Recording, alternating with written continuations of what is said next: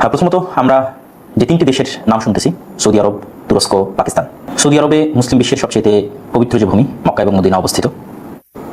তুরস্কের দীর্ঘদিনের খেলাফতের যে ঐতিহ্য, সেই ঐতিহ্য আছে তুরস্কে, এবং মুসলমানদের ইতিহাসের সবচেয়ে বড় ঘটনা ছিল ইস্তাম্বুল বিজয় করা বা কনস্টান্টিনোপল বিজয় করা, বা পৃথিবীর ইতিহাসের অন্যতম একটি বড় ঘটনা ছিল। ফলত আসলে ইস্তাম্বুল বা তুরস্কের সাথে মুসলমানদের একটা আন্তরিকতা এবং একটি ইতিহাস এবং ঐতিহ্য যুক্ত আছে।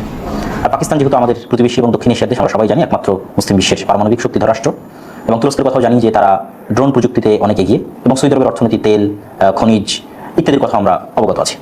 তো এই তিনটি দেশের যে চুক্তি, যেটি ন্যাটোর আর্টিকেল 5, যে কোনো একটির উপর হামলা আর বাকিগুলোর উপর হামলা হিসেবে গণ্য হবে। তো এই চুক্তির প্রেক্ষাপট এবং ভবিষ্যৎ যদি আমরা পর্যালোচনা করি, তাহলে সবার আগে আমাদের আলোচনা করতে হবে যে এই যে রিজিয়ন বা মধ্যপ্রাচ্য, মিডল ইস্ট, এখানে আসলে কি চলতেছে। এখানে যা যা ঘটতেছে তার সম্পর্কে যদি আপনার ন্যূনতম ধারণা না থাকে, তাহলে আপনি এই ঘটনাকে শুধু একটি আলাদা ঘটনা হিসেবে দেখবেন, আর মোটামুটি সবগুলো ঘটনা আপনার জানা থাকলে আপনি বিগার পিকচার, বড় যে দৃশ্যটা, সেটি দেখতে পাবেন। তো এই রেজিমে বা এই রিজিয়নে বা এই অঞ্চলে যা চলতেছে বা গোটা বিশ্বে যা চলতেছে, আমরা সকলে অবগত আছি যে করোনা ভাইরাসের পরেই মূলত বিশ্বে বড় বড় পরিবর্তনগুলো সংঘটিত হয়েছে।